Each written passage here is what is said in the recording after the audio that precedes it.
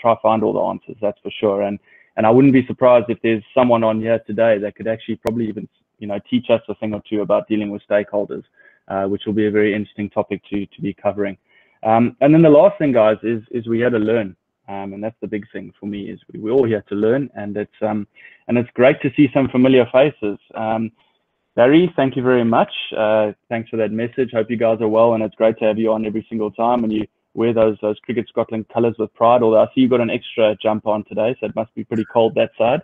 I'm going to give a shout out to a few other guys just before I go across to Japes. And Grant, it's your first webinar, welcome. Sorry, not Grant, Russell, your first webinar, welcome. JP's mate in Dubai, and Lindsay, I think, is the brother. Interesting that you choose dealing with stakeholders to come on to the first one, Russell. So hopefully that topic's very relevant to you, and hopefully we can cover it with pride. Grant, I actually hope you don't mind. I linked in with yourself and just had a look at your background, and I see you involved in Marty's cricket, and it's good to see that. And then big shout out to Johnny Armitage, a little Radlet boy who, well, not so little. Tell you a quick story about Johnny. I saw him as a 12-year-old, and I was coaching at one of the schools in England, and he is probably the only 12-year-old I've ever seen that cleared one of the fences in terms of hitting the biggest six I've ever seen a 12-year-old ever hit. And that was the first memory I have of Johnny Armitage, and he's actually sitting there in the dressing room at Radler Career Club, where I was part of for 12 years. So Johnny, very, very happy to see you, my bud. And just a shout out to Fossey. I know JP spoke about that accent already, Fossey, but if we allow you to speak today, please, we want to hear more South African, please. Okay, you're a Boertjie at heart. That's what we want to hear. Okay. And then, yeah, without further ado, Mikey spoke about being big guns. I can guarantee you this is without a doubt the biggest gun of the lot. I've been working on mine. They're not getting any bigger. I can promise you that. But JP, welcome, my bud. Good to have you on board again. Yeah, thanks, man. Thanks for the intro. Big gun certainly is a bit above my sort of profile, but anyway, we'll take it. But good to see, like we said, good to see some familiar faces. Just a quick shout out to Sean Golding as well, who's one of the coaches at the foundation. So he's been on for all 3 days. So he's showing some good intent, making sure that he represents us well. So that's good. And obviously the Sissing brothers, good to have you guys on board, and obviously guys from all over the world. So that's cool. Yeah, and it's an interesting topic today. And, you know, interestingly, myself and Shane, we were just kind of doing a dry run of the presentation, and we both sort of admittedly said it's an interesting topic where we certainly don't have any qualifications around this, but sharing in experiences. And I think something, you know, if things go according to plan today, I think it's very much an interactive session. We would like to hear some of your thoughts on your experiences with stakeholders and how you dealt with it, how you navigated through some challenging situations, and also experienced some good ones. So we'll see how we go today in terms of that engagement. Brilliant, Japes. And I think without further ado, guys, I just want to make a point that there's quite a lot to actually cover, you know, even though it's a topic we don't often cover. And I'm just going to very, very quickly share my screen and just get that on there.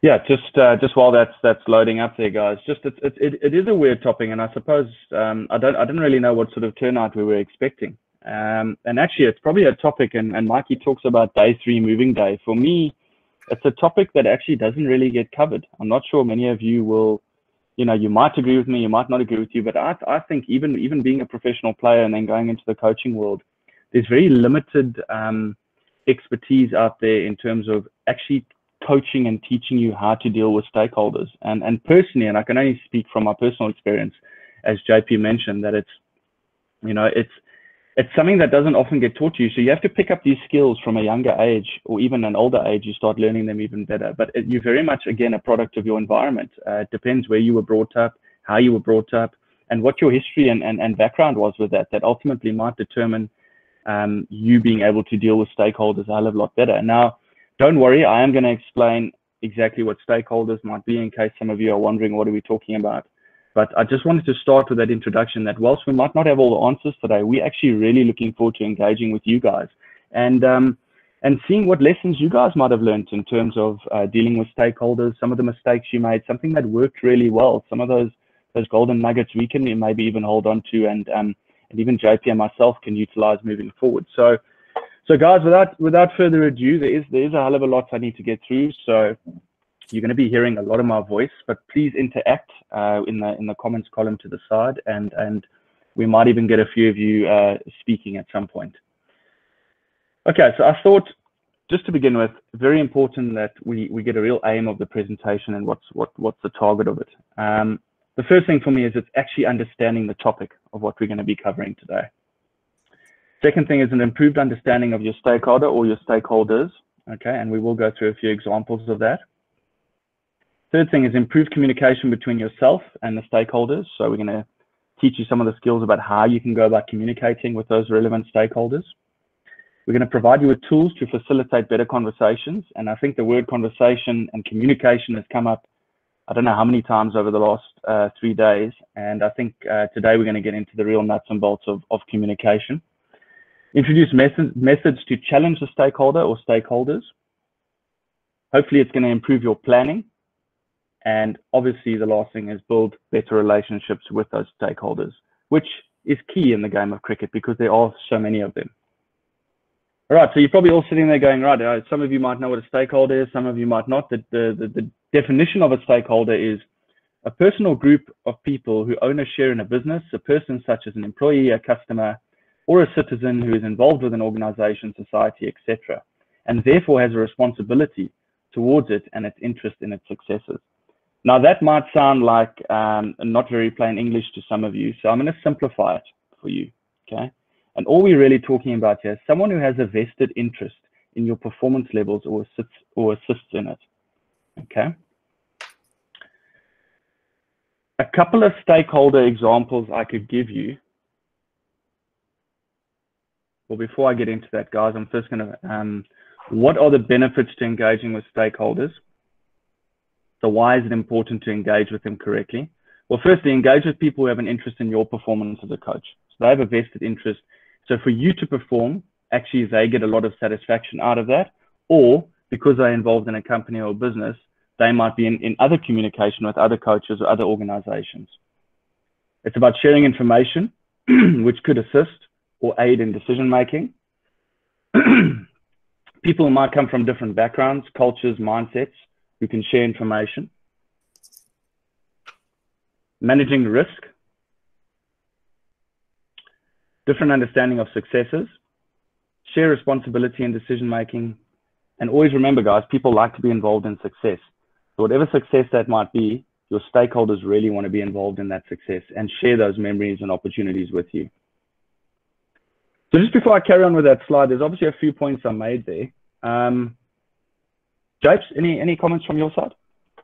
Yeah, my sort of adding points are more around relationships. And again, we made mention of a few recurring points or words that are coming up within the webinars. And I think relationships is another one. How do you manage those relationships well, but also be sincere in them, that it's not only about what you can get out of a relationship, but also what value can you add in the relationship. And I think that's an important topic and a point to make, because if you think about stakeholders and just, I mean, we collectively sort of thought about this, what are the actual, or who are the actual stakeholders in the game? And we spoke about administrators. Now, this is obviously dependent on the level of coach that you're operating in, but we're just kind of listing all of them that could play a part. Administrators, board members, support staff, ground staff are even important in terms of your relational equity there. Fans, depending on, again, on level, sponsors, partners, your media, and importantly as well, depending on, again, the level you coach. So if you're in the lower levels, your teachers, your principals, if you're a school coach, as well as parents, become invested stakeholders in how you operate. So it's important to navigate those relationships well, to be respectful, to identify how you can use those stakeholders to aid and assist in your decision making, but also be clear in that communication where they are, and also how they impact the environment. So yeah, the relationships are very crucial, and as a coach, you have a lot on your plate in terms of managing that going forward. Yeah. And one of the things, JP, you certainly will know is as you go through the system and the pipeline, as you go higher and higher up, you obviously get more and more stakeholders that you'll be dealing with. So your knowledge and the tools that you require to be dealing with those stakeholders become so crucial as you go higher up. Yeah. That's not to forget that how important it might be as a coach at the younger level to be teaching those tools to the youngsters about how they actually deal with themselves, with one another, what effective and good communication might look like. And you're always going to have challenges because there might be a language barrier at times. There might be various other obstacles that you might hit along the way. But hopefully this webinar can just cover a few of those obstacles and how you might go about dealing with them. So guys, what we've come up with is an eight-step process that you can follow to better engage your stakeholders. Okay, we mentioned 8 steps. I think that doesn't mean in the perfect world that's necessarily 8 steps. For some people, it might be a 30-step process. For some people, it might be a 1 or a 2-step process. But I think the key to it is that we want to try give you a skeleton that you can work from. And then how you decide to grow it or reduce it from there is completely up to you guys. That's for you to take and go away and have a real think about it and see how you want to utilize it. So the 8-step process is exactly what you have on your screen at the moment. So step 1 is identifying. Step 2 is prioritize. Step 3 is understanding. Step 4 is establishing objectives with that stakeholder or stakeholders. Number 5 is aligning your strategy, which means are you guys thinking on the same wavelength or path? Establish effective communication, which I think is key to stakeholder engagement. Sharing data to maintain trust. And then challenge decisions and seek feedback, which is a bit of an interesting one, and we're going to try to cover for you guys. So we're going to go through them one by one and hopefully give you guys some good information that you can use. Now, JP spoke first of all about, he listed quite a few of the stakeholders that you might have in your bubble that you work within. So I think the first thing of identifying is, number 1, you have to actually make sure you know who those stakeholders are, okay? Yes, you're not going to know every single fan. Yes, you're not going to know every single media person that you're working with. But I think how to engage with them, especially from the beginning, is really, really important. But if you don't know who they are, it's going to be very, very hard to engage with them. I think the second thing is try what position do they occupy within the organization. Now, they might specifically not be involved in the organization because I spoke about fans and I spoke about the media who maybe necessarily won't be involved. But for those who are, and I'm speaking about a board member or a support staff member, which obviously you need to know very well, or someone else, it's really important that you find out what is their position within the organization or company or team for who you're coaching. Find out their name and find out their position and find out what is their job description. I think that often gives you quite a lot of information to work with. Key for me too is also trying to find out their background. Now, you might think, well, why is that important? But I think if you can actually find out about someone's background, that information allows you to facilitate better conversations with that individual. So if you're in a board meeting, for example, and I know that I've got an ex-Cricket Scotland captain sitting in that board meeting, I know that he's going to understand far better where I'm coming from a high performance level as maybe that other person sitting in the boardroom who might be a lawyer or an accountant or something else. That doesn't mean that they're going to have a lack of knowledge. It just means that you might sway your conversation in a different way when you're speaking to an ex-captain. So that's just one example that I wanted to use. So for me, why are these important questions to ask? Well, number 1, as I mentioned already, it initiates better conversations. Number 2, it establishes similar interests. If you can establish similar interests with people, you have things to talk about. And the last thing, and probably the most important thing, sometimes it just breaks the ice. So you've never met anyone before, but because you've gone into finding out about their background, finding about what position they occupy, that the break of the ice, the hello, becomes a hell of a lot easier. I can guarantee you that. So, Japes, looking at that. Yeah. Any thoughts? I think again the word relationship comes up, and I mean I don't have too much to add to that. I think that you've covered quite a bit there, but that relationship is so important. And there's a few points that I want to make towards the second, third, and fourth, so we can probably move on to that. Okay. Just before I move on, Japes, I'm going to ask you a question. In your experience, how important has it been, not only for you, but your players around you and everything, to engage with these stakeholders? How important is it? It's hugely important. So again, to answer that question, it's probably high-level experiences, because managing relationships within stakeholders become probably a lot more important, right? So something that reflecting back on my career, and obviously this is playing now, but I think it impacts coaches and your environment. Something that I think we don't take seriously enough is the education and providing the skills for your environment to engage your stakeholders better. You know, because we are so, as an environment, a cricket team, we are very defensive in protecting our environment, which is good. We have to protect our team and environment and make sure that people feel safe within that environment. But we got to understand the impact various stakeholders have within our environment. So what is the role of board members? What's the role of administrators? What's the role of media? Getting media on your side in terms of the way you operate them, treat them with respect. The fans is probably one of the most crucial part when you come to high-level cricket. So as a coach, now let's put on the coaching hat. When you are trying to build a culture within your environment, isn't this something that you can be mindful of to kind of put a bit of emphasis and focus on in terms of your environment, that you want to create skill sets to know that guys can hold conversations well, that they can represent your environment well and represent your brand? Because ultimately, the higher level you go, it's all about brand awareness. It's about representing the brand and the team well. And this is something that I find is almost missing at the international level. And I don't say that for all teams. I'm saying more in my experiences that I think we missed the trick at some points. And again, that sort of level of engagement will dumb down a little bit in terms of the level you coach. But I think as a coach, it's definitely something, and a leader within your environment, it's definitely something to be conscious of and to seek opportunities to advance your environment, whether it be bringing somebody in to provide the resource for that, or just you being mindful of that and having conversations within the environment to be able to utilize those skills better.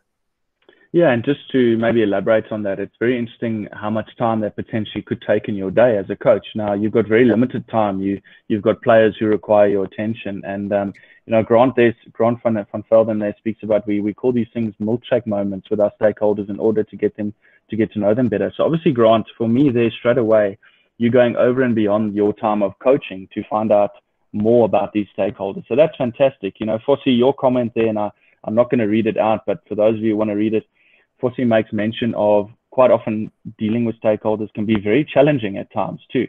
And I think when dealing with challenging stakeholders, remember, obviously their expectations might be on a different level to you. So we're going to maybe cover that a little bit later about how you get on the same wavelength with managing expectations. And we're going to talk about that. But Fossey, my advice to you there would also be, just sometimes you need to know which fight you're going to be picking, and sometimes you can't win them all. So you've got to be very wise with that. Right, just moving on, guys, into step number 2, which is prioritize. So the first thing in prioritizing is it's key to always identify what is important. And what I mean by that is with whichever stakeholder you might be dealing with, just find out what might be really important to that stakeholder. And straight away, I think you can capture the conversation with that person.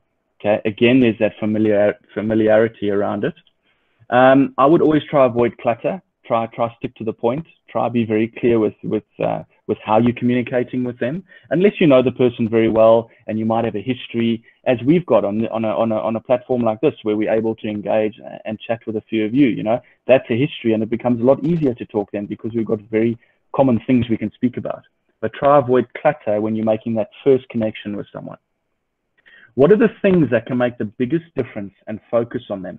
Avoid exerting all your energy into things that don't make much of a difference. Okay. And all I'm trying to mention there is time is energy, guys. And as a coach, I was making mention of it earlier, is your time is very limited. So make sure you use your time wisely and you don't exert all your energy and all your effort on things that aren't going to really make a huge difference to your environment. Shane, just a point on that, or more question. Yeah. In your experiences as a coach, have you got any sort of definitive examples that you've had with regards to that point? James, I think there's many you can use. I think as a player, as a coach, even as a player, I think it's always about giving the attention to the things that really matter, not only for your own game, but for more for to get that desired outcome in the team. But I think as a coach, if I could use an example, it would be if I'm chatting to the media, okay, and I want to get a certain message across, and they're constantly bombarding me with with questions that are maybe misleading me off that topic. I have a way of maybe bringing that conversation back into the message that I'm trying to deliver, okay? And for me, it's always about trying to deliver that positive message that the team is engaged with. So for me, I'm using the media example because currently we deal with quite a few of the media people, and I must admit that in Scotland, our media are fantastic, nothing but positive write-ups. And for me, that's about engaging with them. If you're not willing to engage, you might get more of a negative write-up. So I think that's really, really important. Sure. Feedback to stakeholders should have all this in mind and focus on what is important. I think that kind of plays into the top three. And again, that word feedback comes up, guys. And it's interesting that we keep mentioning the word feedback, and we're going to go into a little bit more detail about that later. So that's step 2 covered. We're going to move on to step 3, really understanding your stakeholder. To understand your stakeholder, a first meeting can be memorable. Your actions speak volumes. Okay, I mentioned it a bit earlier. So the first time you're meeting a stakeholder, more often than not, that is how the stakeholder is going to remember you. So a few things as an example. They'll remember your appearance. They'll remember the way you presented yourself. They'll remember the way you spoke. They'll remember quite a few things about you, whether you greeted them, etc., etc. And I'm going to go into a few more examples. So don't ever underestimate how important that first meeting is. Don't put pressure on yourself with it. I think the most important thing and the biggest advice I can give you is it's very important to be yourself. Because if you can be yourself, you never have to pretend to be anyone else. Okay? Following the first 2 steps will aid in this process. So obviously going through step number 1, which was identifying, and step number 2, which was prioritizing. I think if you follow those first 2 steps, getting you to understand your stakeholder will help you out a hell of a lot. Showing progress creates better understanding. So quite often stakeholders within your organization want to see progress. They want to see that you as a coach are making progress, not only in terms of results, but I think in terms of growth of people within your network. If they're seeing progress and they're seeing things are constantly getting better, I think the general understanding between the 2 of you or the group of you might keep improving. Use of modern technology aids in communication. So this is where I know I mentioned social media yesterday to Fossey. It was, we were having a chat, and sometimes social media can be a really bad thing. But I think in this case, how do you use social media to your advantage? You know, because sometimes you might be dealing with those stakeholders using social media, using a WhatsApp service. I mean, I don't know how you guys communicate with your teams or your support staff, but more often than not, we create these WhatsApp groups. We create, we emails. I think emails is more of a formal process. We use these platforms, Zoom. We use Google Chat, all these sort of things that are now there for us to be able to use. And we're quite lucky in this day and age, especially with what's going on in the world, that we have these platforms to still chat. So I think for me, how can you use the modern technology as an advantage to really communicate with those stakeholders? What message are you sending out? When you're tweeting, what message are you sending out? That if a stakeholder reads that message, what are they going to be thinking? So that's the understanding. Moving on into step number 4, and this is when we start establishing objectives. First thing is really important to communicate around your targets and objectives with the stakeholder. Okay, if they want to know, Shane, what are your targets and objectives with the team for the year 2021? I've got to be really, really clear on what we want to be achieving as a team. And if I don't know that, I think that stakeholder might not look upon that very fondly. I think it's important to create an understanding of what is priority with these objectives and rank them. So when you're writing down as targets and objectives, always rank them. That's my most important objective. This is my next important objective. And if you can go through it like that, more often than not, your feedback to stakeholders can be a lot easier because within your mind, you worked out what's real priority. I think it's always important to show the way, create a map. We were speaking yesterday about how people receive different information, Japes. And I think we were speaking about some people are very visual. You spoke about you wanted to see the opposition bowling or batting, and that's how you learned, that's how you prepared for a game. And I think when dealing with a stakeholder, it's almost the same thing. Try find out what really works for them. How do they want to see information? You know, not everybody wants to always read everything. Maybe they want to receive information in various different ways. And then the last thing is managing expectations. And for me, I've written an NB at the end there because this is very, very important. This is Forsie, to be quite honest with the question you posed, with the real challenging conversations you sometimes got to have. I think if there's a common ground with managing expectations of those stakeholders and not letting them think too far ahead, more about the process of how you're going to do it, I think it might avoid those eruptions that happen. But then again, that stakeholder also has to understand what your expectations are, and I think there's got to be a common ground with those things. Japes, would that resonate with you, managing expectations? Yeah, it does. And there's a question that I have for you, but I'm also interested in Fossie's point here. He mentioned in the text box, does it then translate to 2 times different cultures with one common goal, narrative? A playing group culture requires different components as to corporate.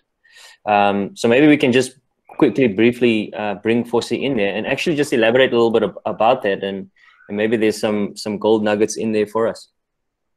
Fossie, are you there? Hi guys, can you hear me? Got you.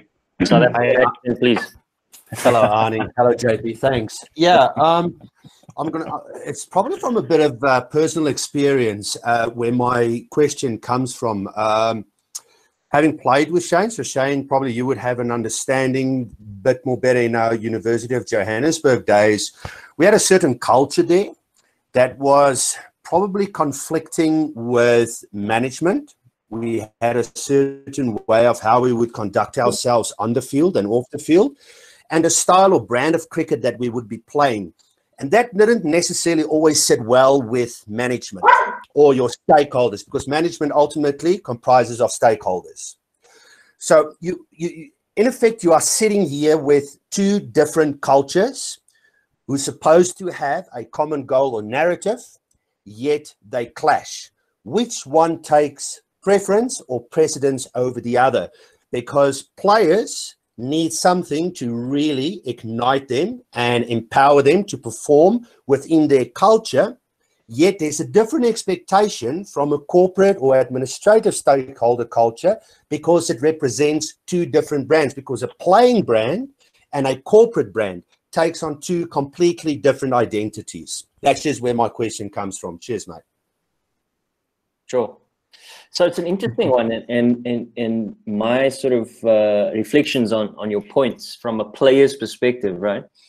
I found that with regards to the 2 different cultures, I think you're going to naturally find that, and this is where I think a coach or your leaders within the team. So I mean, again, if you're thinking high-profile teams, you probably have a team manager, logistics manager, and obviously your head coach.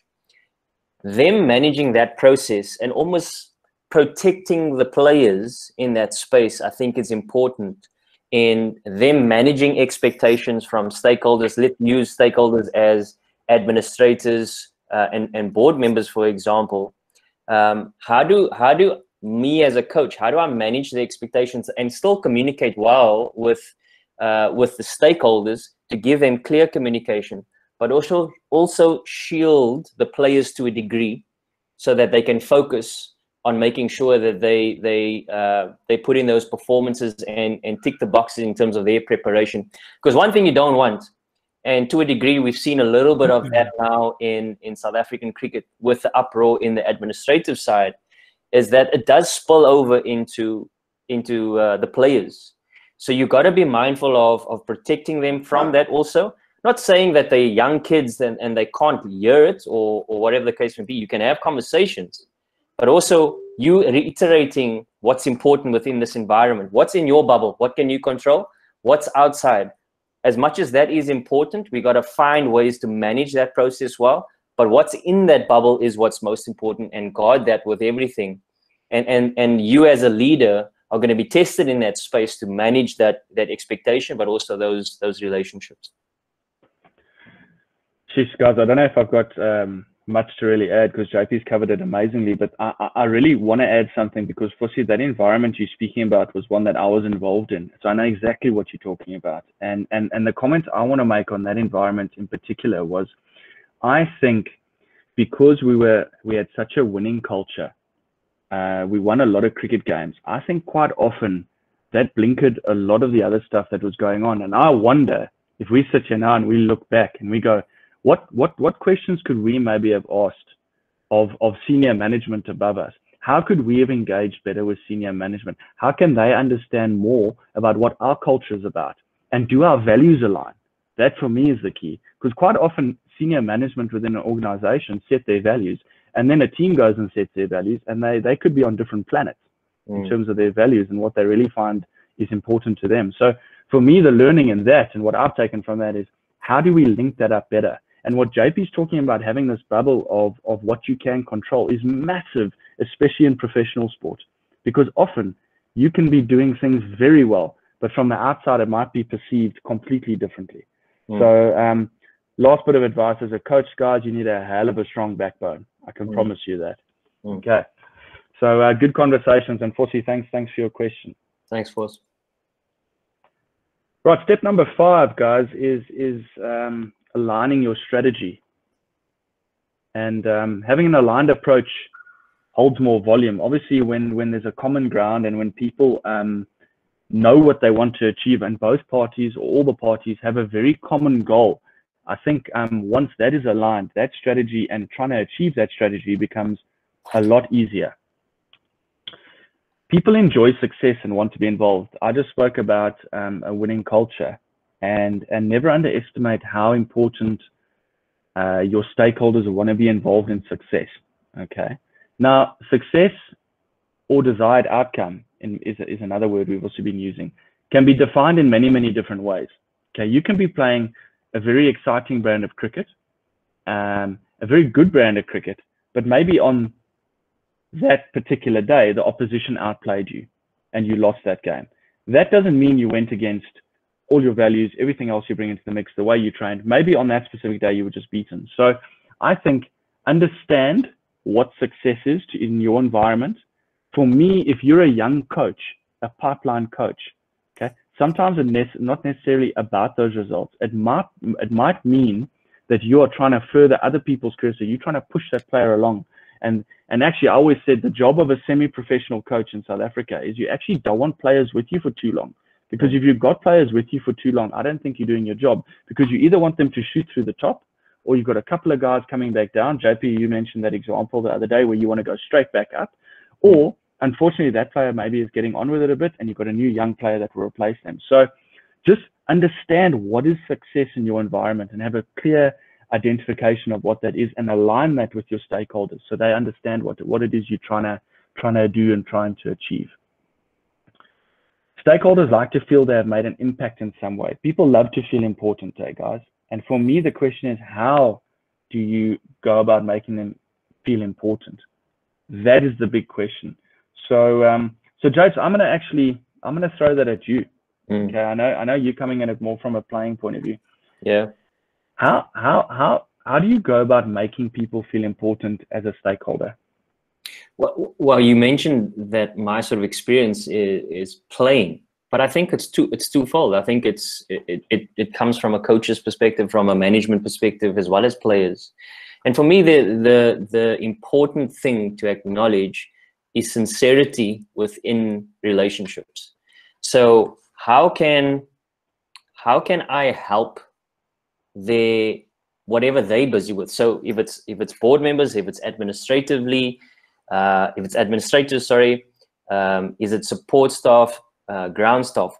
As a player, how can I aid them? And as a coach, how can I aid them? And again, it's all about managing expectations, right? So I mean, you can't sell your soul to everybody, because then you won't have the time for the important things that you really need to focus on. But it's understanding that you're trying to build relationships, and that you are attempting to build sound relationships so that you can help one another. And I heard this interesting point. Somebody said, selling yourself won't help. Helping will sell.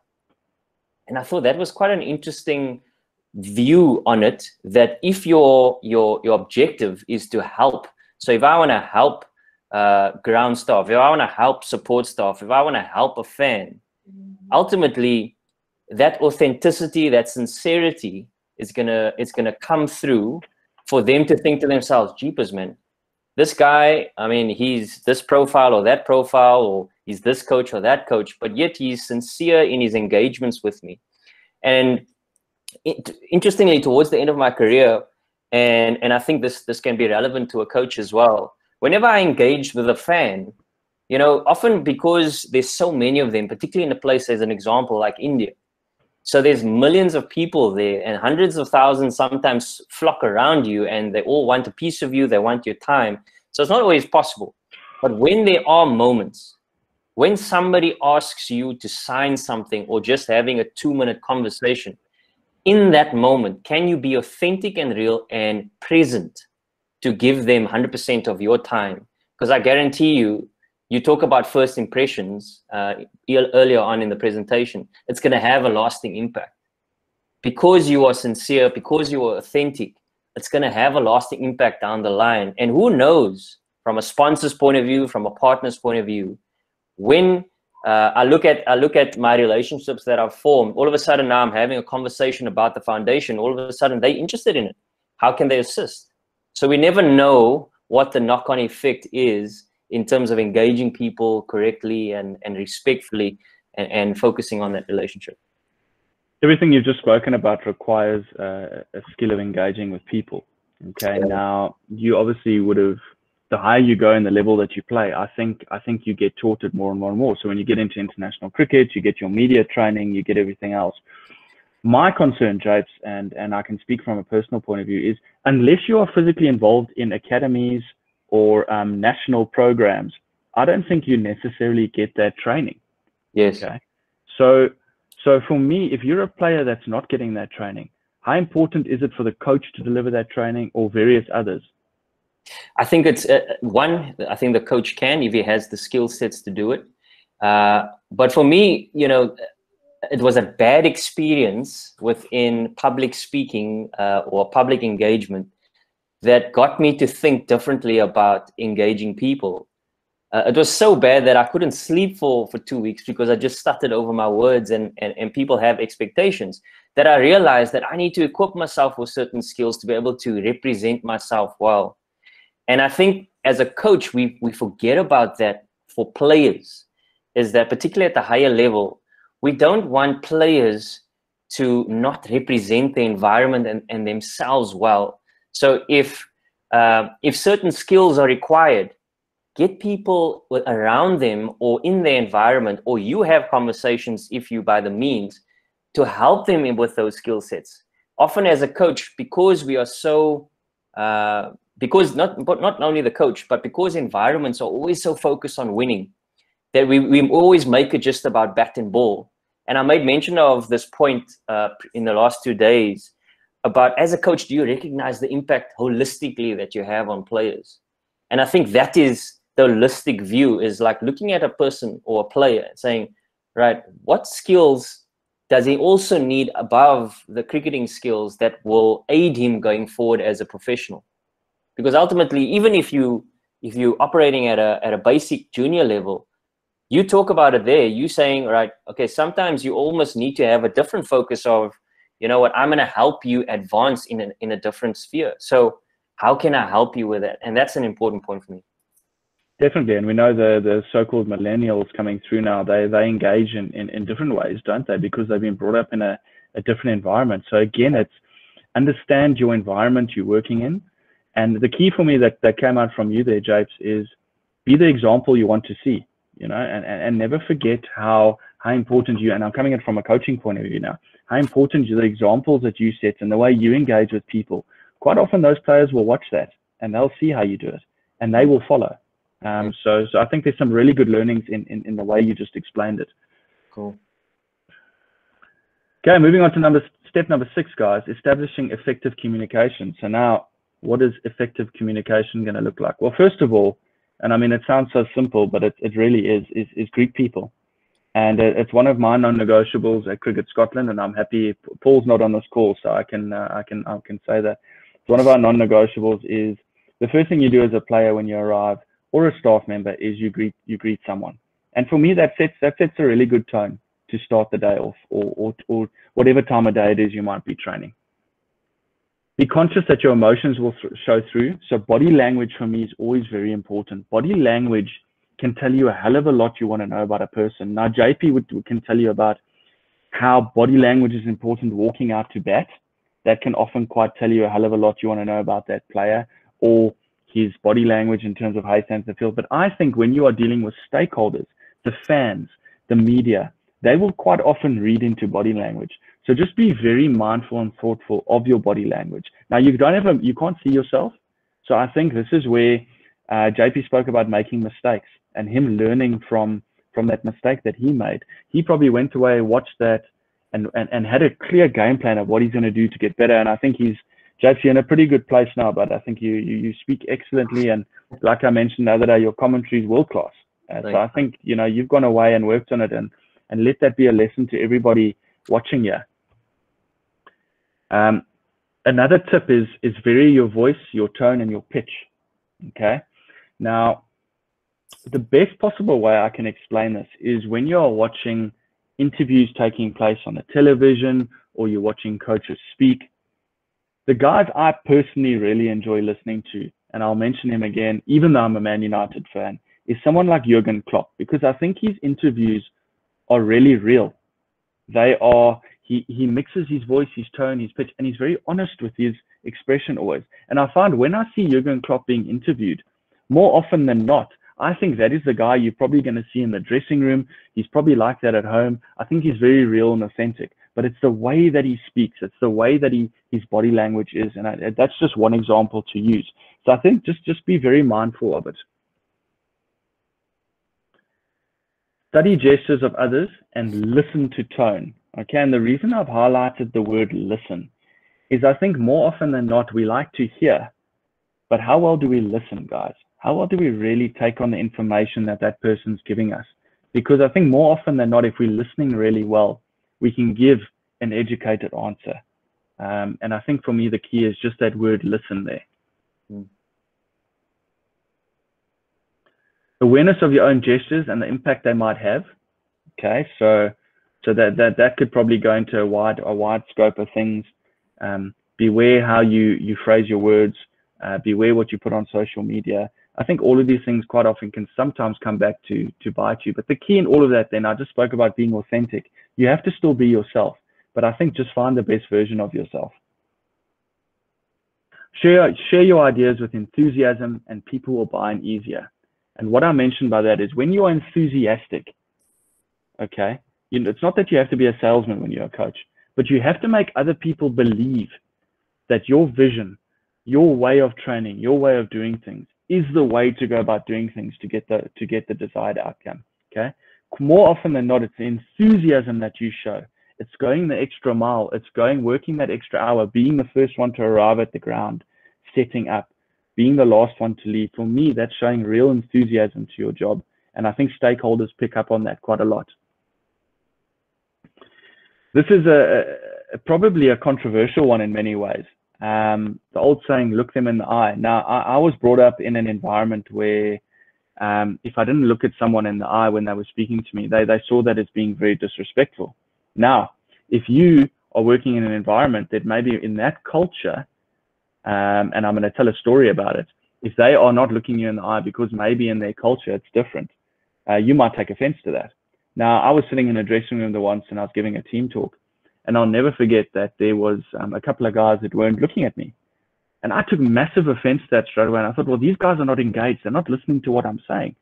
And when I found out more about the culture of that person, I found out that in their culture, it's actually disrespectful to look at someone in the eye when they are speaking to you. Now, I never thought about it that way. But until I took the time to learn that, I could then handle those situations a lot differently. So again, understand your environment. So as much as I say, look people in the eye, maybe for me that works, but also understand for other people it might be something that doesn't work for them.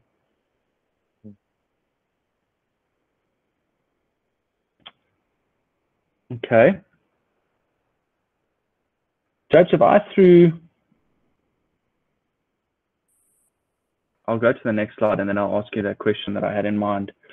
Step number 7, guys, is sharing data to maintain trust. Now, we spoke quite a lot about data yesterday and how we utilize data and how we show data, etc. It's always good to share data to clarify what needs to be done.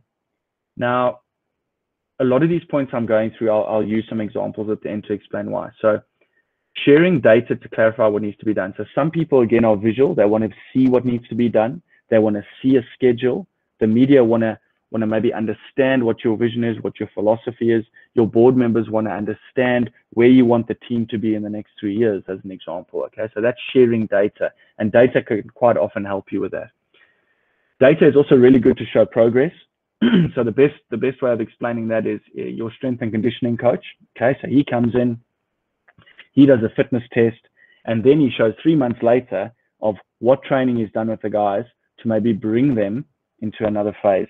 So that's a way of showing progress. He will present data to myself, the board, whoever else, to show that he is making an impact within the group. It can measure progress, which I've just covered too.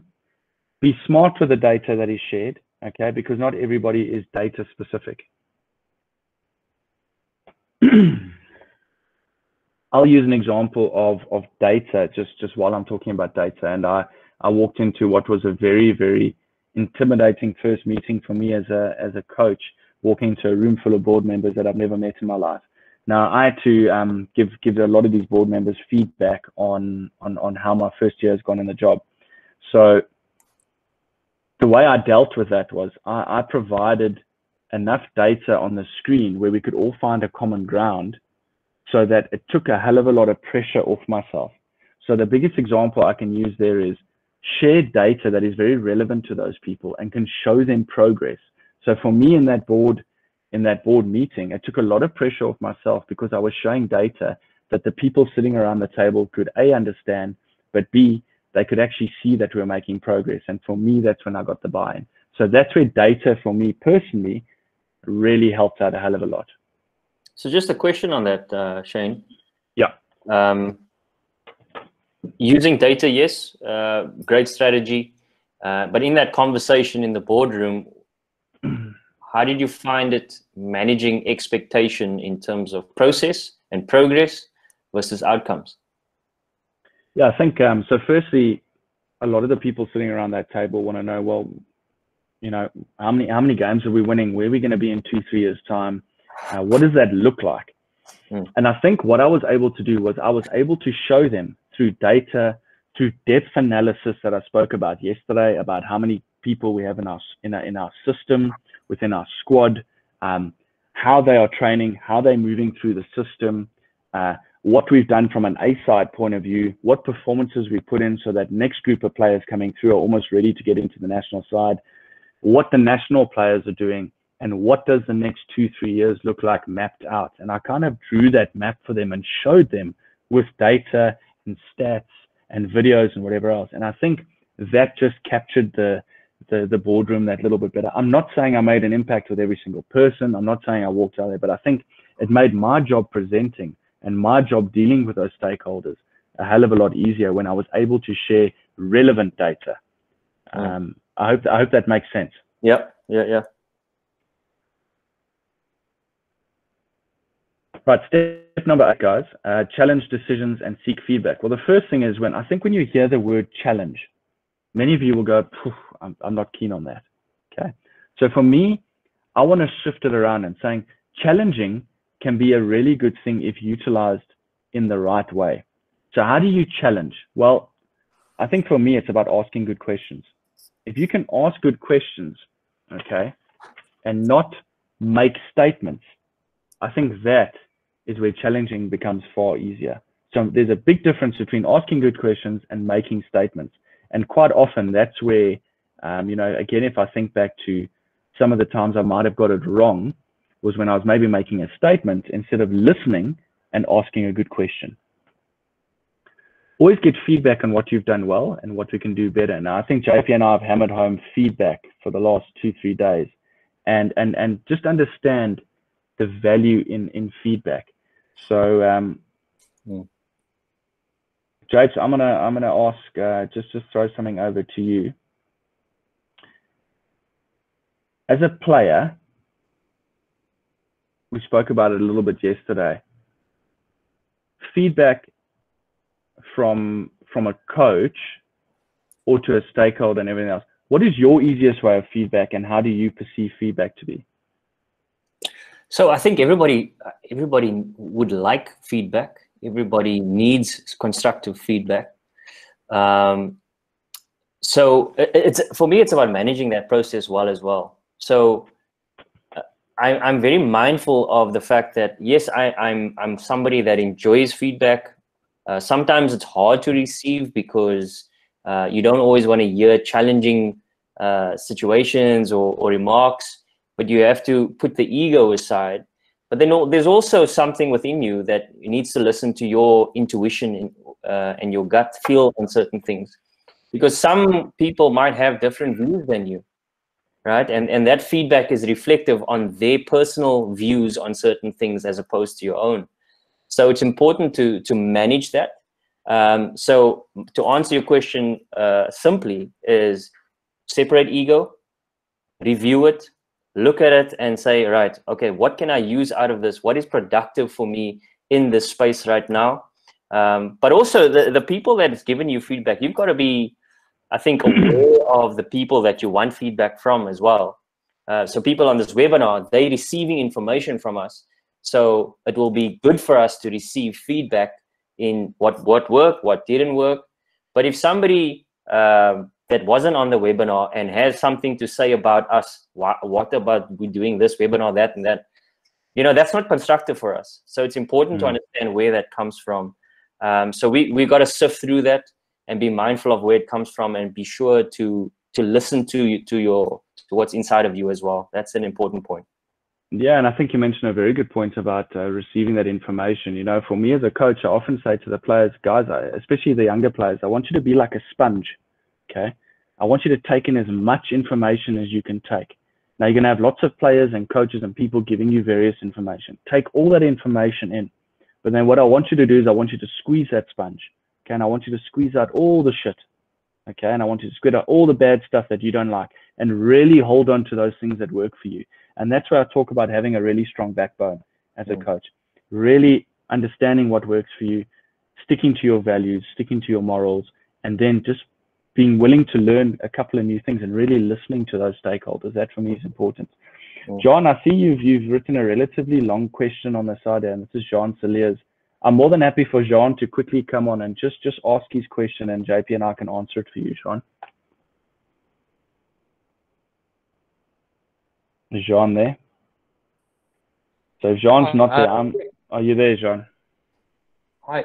Yeah, I was just reading a previous question. I was just thinking, it makes to keep everyone happy and to make sure that you've got a healthy relationship between stakeholders and fans and everyone involved.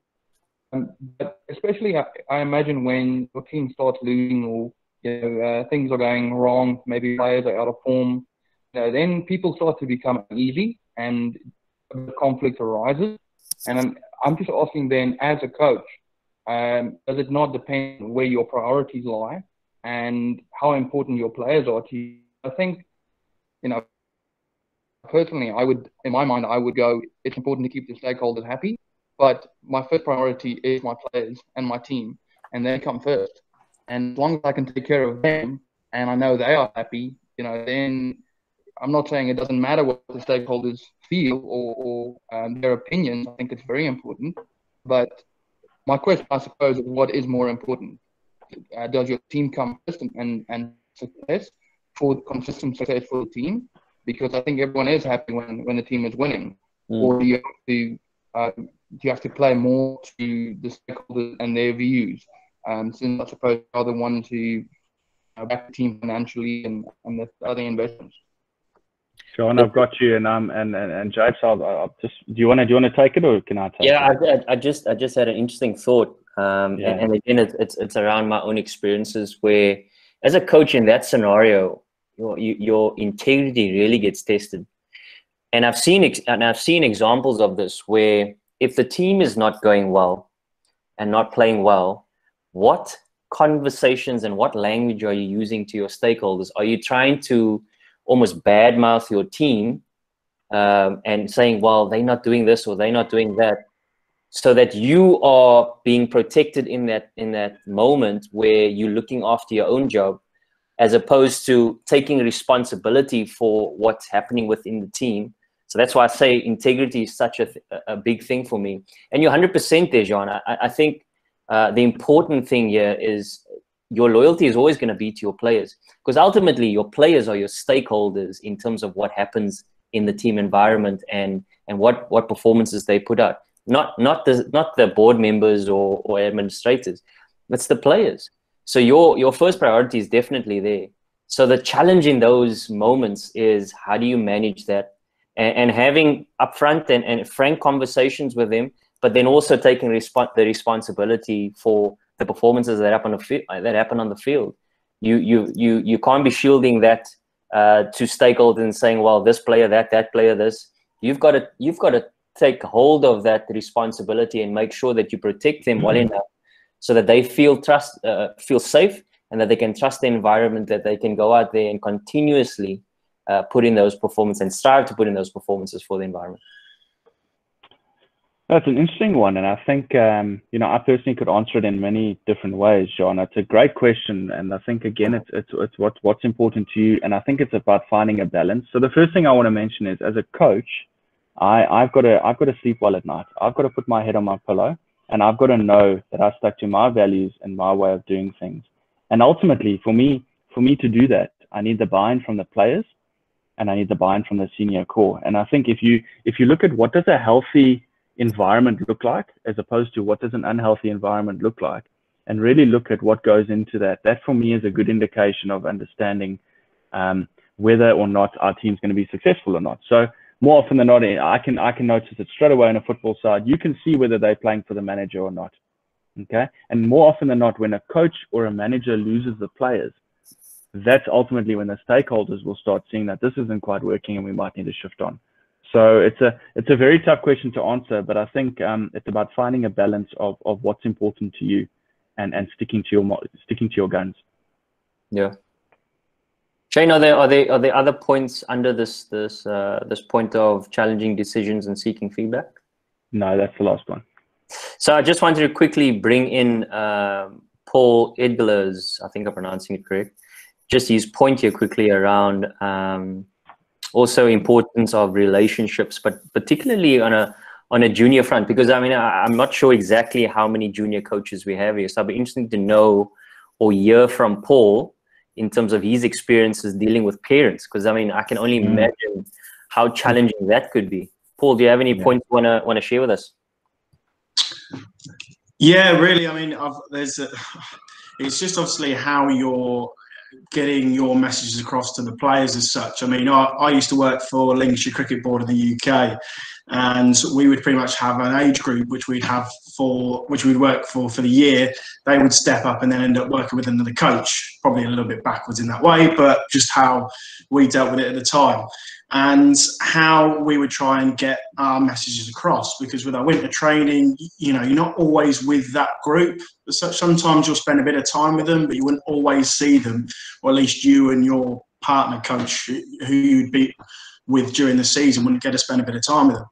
But then dealing with the parents as such, I mean, when it got to the season, how you got those messages across. So we would have a bit of a or interview, a one-to-one session with the parents sort of during the winter program, and then obviously sort of convey our messages there and how that would go. But then once it comes to season time, and obviously we would say at the start of the season, we'd have a few friendlies and say, okay, this is what we're going to look at do, see everyone in the initial part, and actually trying to I mean, that buy-in and getting that relationship going is just so vital, because, I mean, and what I'd mentioned in the chat in particular was more to do with their understanding as well. Obviously, them buying into what you're doing, but also, it's going to sound probably quite harsh as well, but actually their understanding of the game as well. Because that's where the relationship, whether it can be broken down or not, because it's just if they're not 100% on the game. I've had a couple of experiences where parents have come around the boundary. You can see it, can't you? Walking around the boundary, kind of stomping over, face like thunder, ready to give you both barrels, when they're not really sure of what's going on there, and actually trying to get that relationship and the understanding and the process, your vision of what you want for this team. Even the amount of times you can reiterate the point, sometimes it still gets broken down, sort of regardless or not, but difficult in that way. Yeah. I'd be interested to know. Sorry, somebody else speaking? No. I'd be interested to know any other coaches on the platform here that have dealt with parents, and maybe Paul, you have an answer for this as well. Is at the beginning of the season, when you're having this review process, is one of the points that you are trying to share with them that a non-negotiable, and something that we spoke about in the beginning, is you don't want reactions from the sideline from parents, because ultimately that has an effect on how you coach your process, but also the kids. I mean, they would obviously respond possibly almost in a fearful way, when you have kids or parents rather respond in that manner. What is your guys' been experience? I mean, I know the Sissing brothers are on here as well. They would have possibly had some experience of that as well. Good to hear.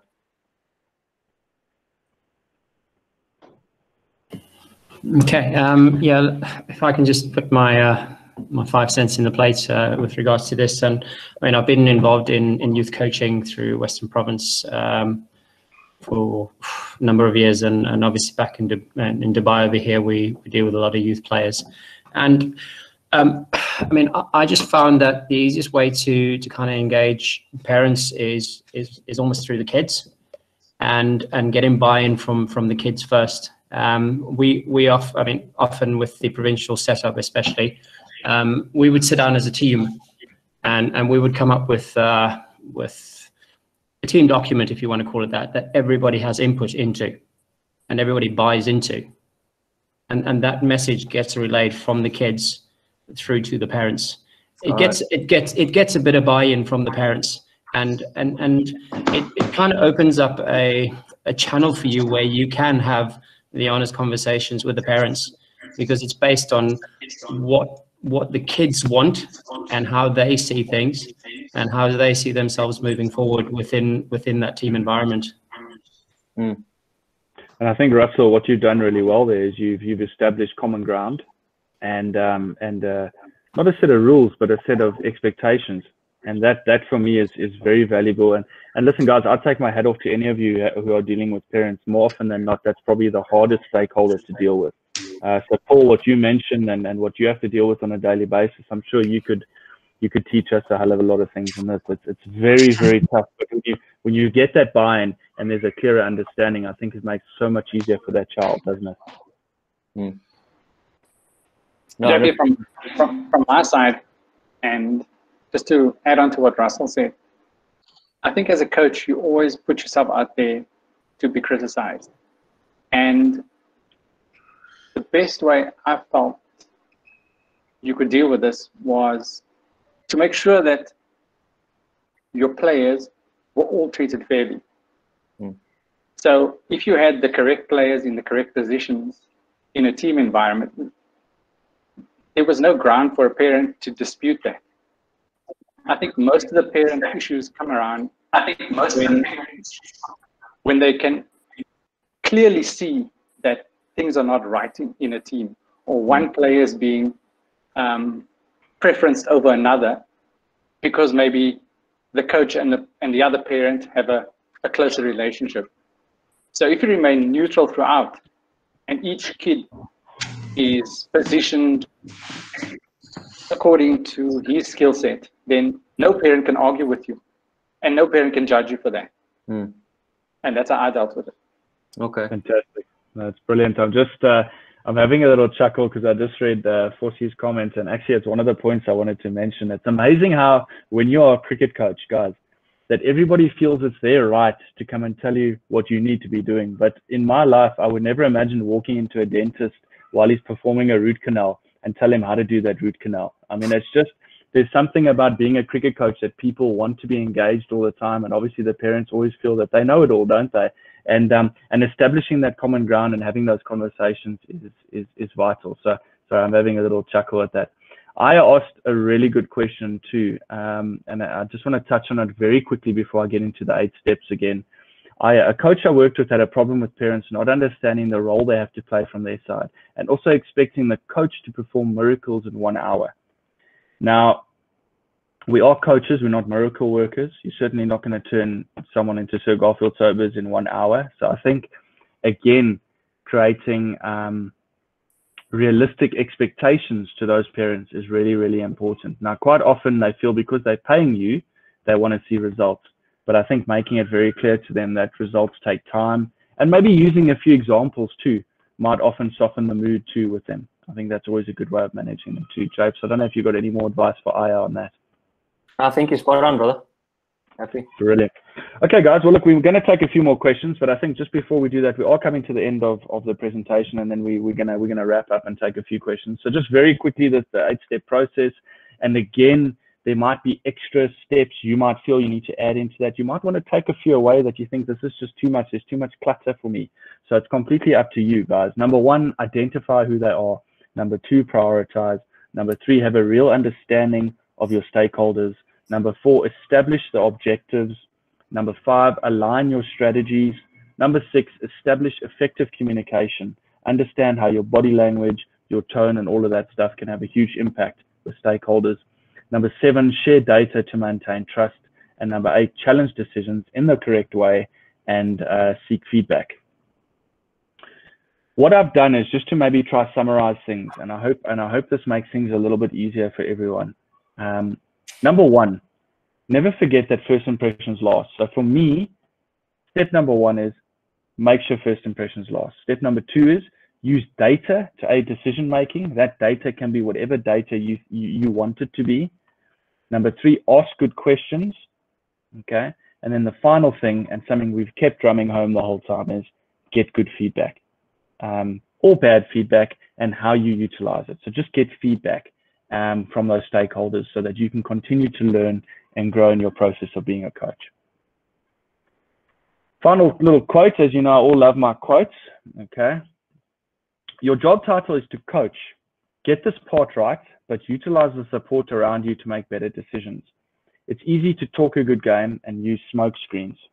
Okay, what I mean by that is never forget your first and utmost important thing as a coach is to educate and coach. Okay, don't talk a good game, get out there and actually do the work.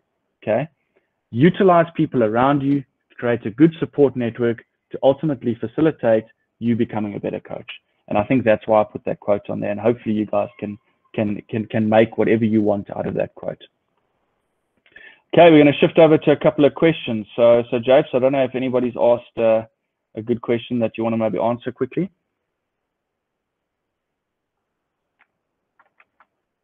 You just muted there, Japes. Sorry, guys.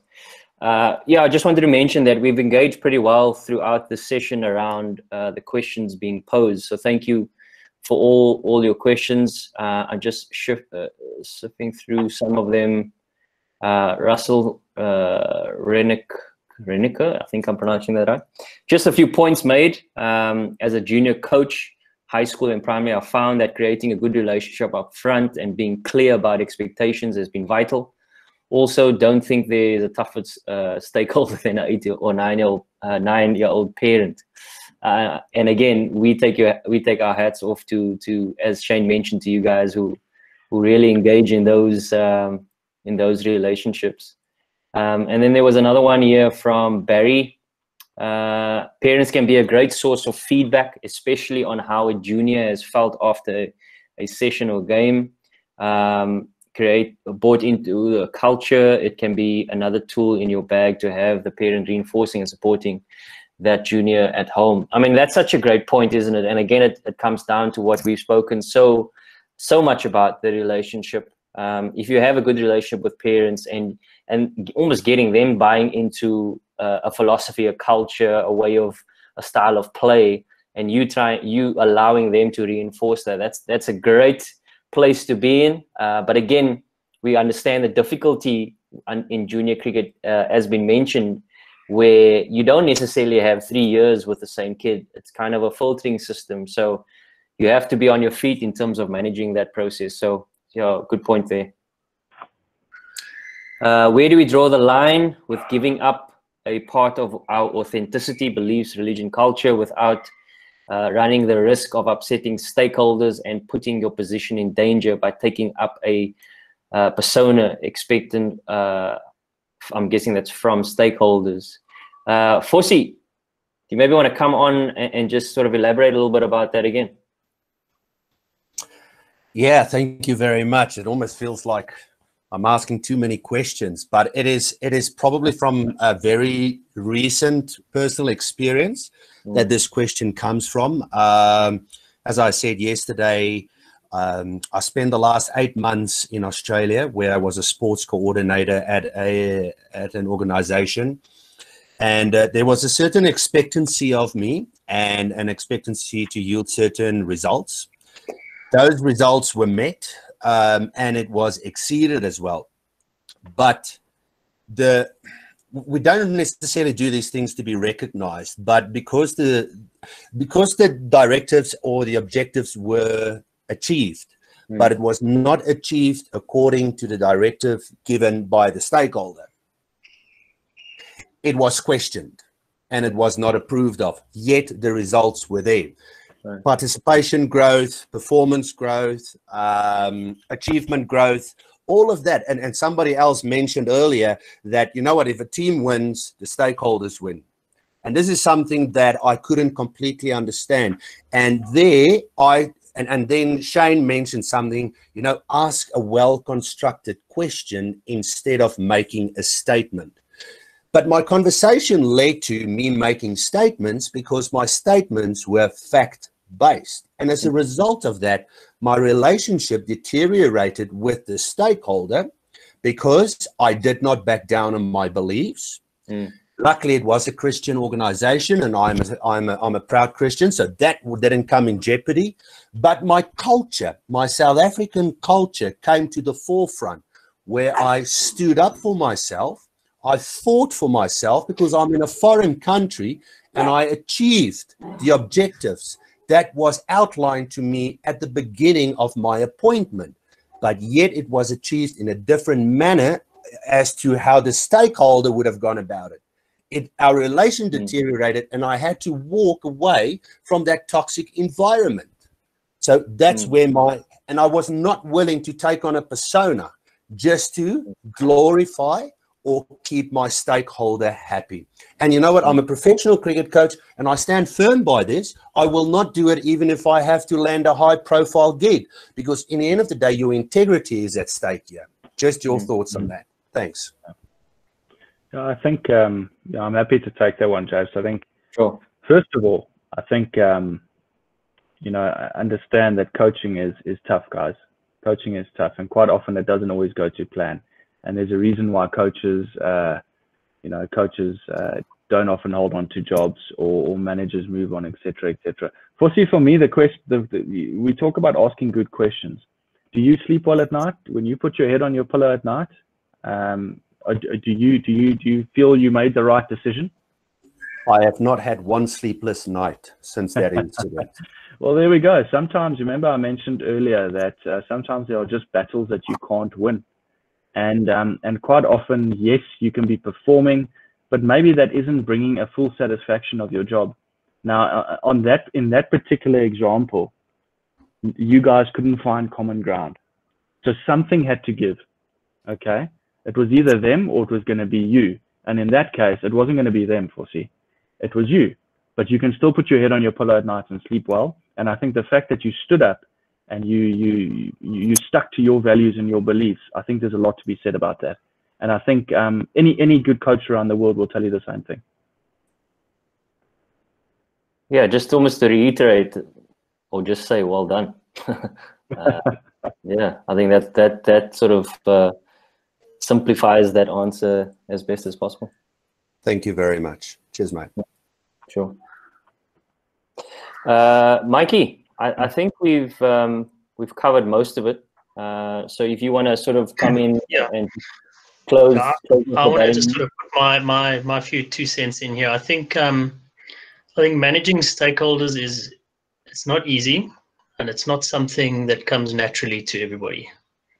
And even as Fossey says there, from a South African culture perspective, you want to defend yourself and be sort of strong up front. And I think Shane's mentioned already, cultures are different all around the world, and we need to be able to respect the cultures of the environment that we are in.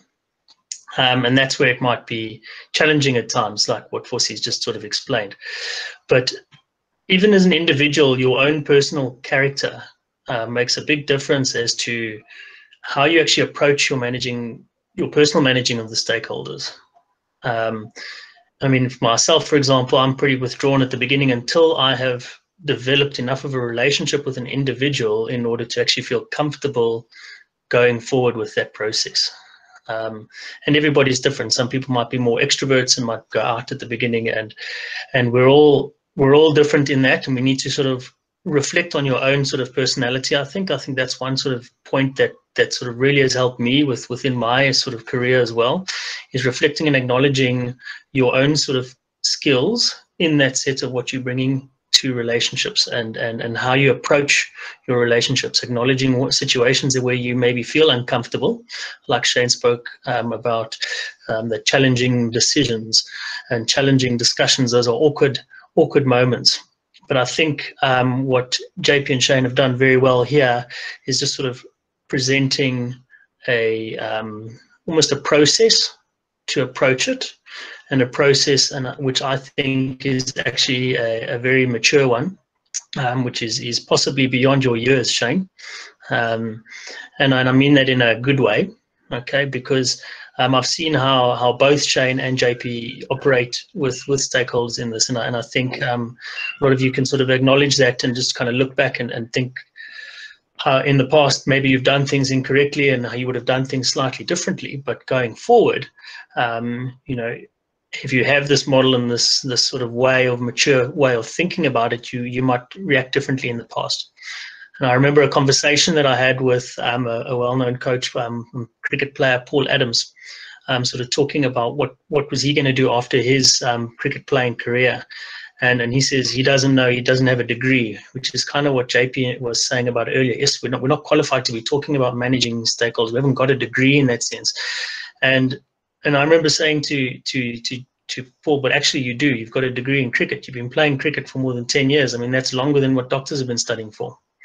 And it's the same for you guys in coaching within your own environments. If you've been there for 10 years, you've got your degree in that's your qualification. But you've got to then kind of look at the environment, or you would say from a degree perspective, which university did you go to? And are you wanting to actually upgrade your university, get it going for different experiences, is how you grow your degree as well. And I think that's where sort of Shane and JP have been fortunate in being so young, have been actually getting involved early and gone right through those ranks quite early, being able to actually get good experience from all the various different levels. And I think that's probably where your maturity, Shane, comes through in the way you process and approach managing stakeholders. So that's just my sort of 2 cents on that. But I think well done, guys. I think that was really good. So I think there's a lot that people can take from that. I'm going to just kind of go through if people are wanting more from Shane and JP on managing stakeholders, because it is a very difficult sort of area, and it's a very difficult topic to kind of address at times. Particularly, you can get very difficult parents, as what keeps being brought up quite a lot, but not just at that level, right up to the level where Fosi was talking about. So if you are wanting a lot more in-depth discussions and bringing a lot more of a two-way conversation with Shane and JP around it, there are these offerings that are on the table from them as well. Okay, so offer number one, again, it's the same as it has been in the previous webinars, where there's 3 1-hour discussions as a group, where it's limited to a maximum of 10 seats, so we can really get a lot more backwards and forwards communication with everybody. So usually, again, it's 500 Rand an hour normally to be able to discuss things like this with them in a group situation. When our launch week, we're giving it away at 50% off. That's about 250 Rand an hour. And I was actually looking this morning online, because of what's been happening in US with old Donald Trump and everything. Our billing is actually done in US dollars, so it's actually significantly less than that. I think it's almost just close to 200 Rand an hour at the moment. So Donald Trump is actually doing something for you guys at the moment. He's helping you guys out here, making it even cheaper than what I've got on your screens. Offer number 2 is a 1-hour private call. If there's something that you might not be comfortable discussing in a group, that you want to sit down with JP and Shane themselves and really sort of knuckle down how you should be approaching a difficult situation that you might be in with managing stakeholders, and really sort of just bouncing ideas with them. There's 3 of those spots available for that one-on-one time. Again, one-on-one time with JP and Shane can cost you as much as 4 grand, and it's coming right down to, and I think it was about 1,300 Rand even for 2 hours, thanks to Donald Trump. And the final offer is including that one-on-one discussion with them, as well as entering into that mastermind group, the mentorship mastermind group, whereby JP and Shane will be your personal mentors for you to rely on right throughout the year.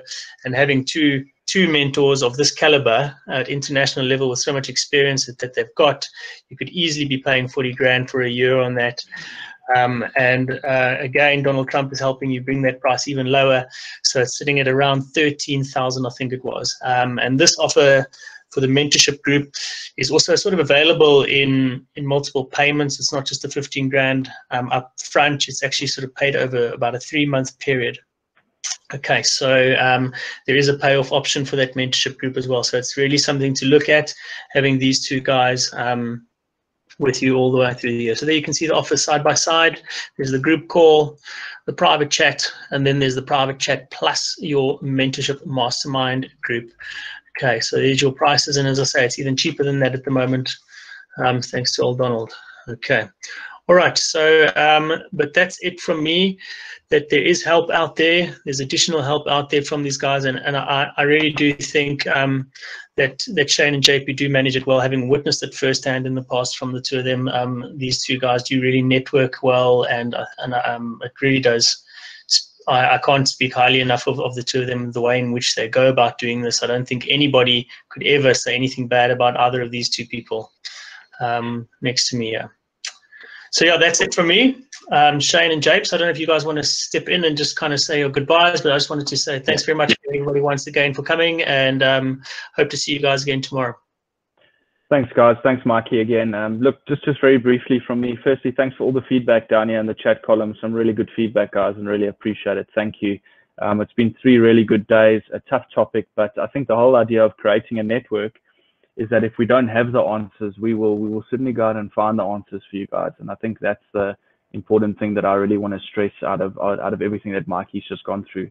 It's not that JP and I have everything to give. It's the fact that we have a network of people that we can source and find all these answers for you. So guys, thanks a lot. Look forward to seeing you all tomorrow.